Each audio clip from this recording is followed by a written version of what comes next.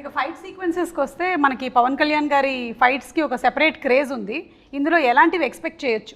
Pawan sir fights కన్నా like is martial art skills as first నుంచి regular ఫైట్లా ఉండదు సార్ అది ఎప్పుడు. దాంట్లో అన్నిట్లో ఒక డిఫరెన్స్ ఉంటుంది, లైక్ ఒక లాక్ ఉంటుంది. So always martial art skills use చేస్తాయి ఎవ్రీ ఫైట్లో ఉంటుంది. సో అలాగే ఈ పిక్చర్లో 6 ఎపిసోడ్స్ ఉన్నాయి. ఒక్కొక్క ఎపిసోడ్కి ఈ వాన్స్ డిఫరెంట్ ఫైట్. ఈ ఫైట్ లాగా ఇంకో ఫైట్ ఉండకూడదు అని ప్రీసెట్ మైండ్. సో అలాగే ఒక్క ఫైట్ అయితే చౌకీదాని ఫైట్ సారే డిజైన్ చేశారు. ఈ ఓన్లీ కొరియోగ్రాఫ్ ఫుల్ సీక్వెన్స్. ఒక బ్రూస్లీ ఎంటర్ ద డ్రాగన్ లాగా ఒక హెవీ ఫైట్ అది. సో అది stunning, it's a very big moment in the film.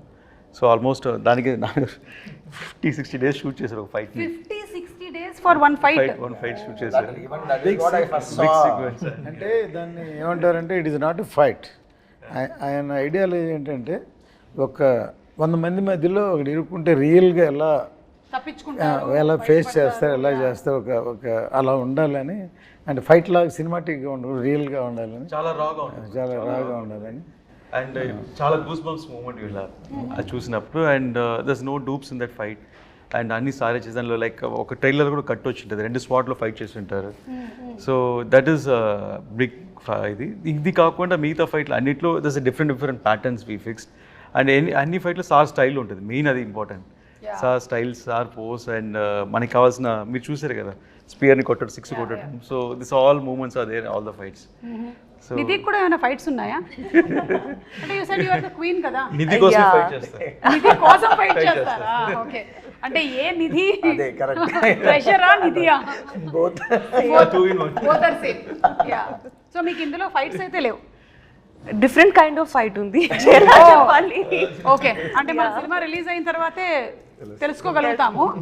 అయితే జస్ట్ ఇప్పుడు చాలామందికి ఈ క్యారెక్టర్ గురించి, దీని వెనకాల ఉండేటువంటి బ్యాక్గ్రౌండ్ గురించి తెలియదు కాబట్టి ఒక 4 వాక్యాల్లో హరిహర వీరమల్లు ఎవరు అనేది జస్ట్ మాకు చెప్పగలుగుతారా? So that we're ready to watch the movie with that kind of a context.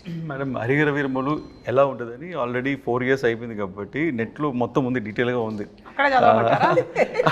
ప్రతి ఎవ్రీబడి నో స్టోరీ. అండ్ అందరూ ఇలా ఉంటుంది అలా ఉంటుంది, వాళ్ళే ఒక స్టోరీ చెప్పేస్తున్నారు. బట్ అండర్ కరెంట్గా ఒక మంచి సోషల్ కాజ్ ఉంది మేడం. హరిహర వీరమల్లు ఒక మంచి సోషల్ కాజ్. మన కల్చర్ కోసం ఒక ఫైట్ చేసే ఒక హీరో మన హీరో. సో అలాగే ఒక పోర్ట్రేషన్ ఉంది సినిమాలో.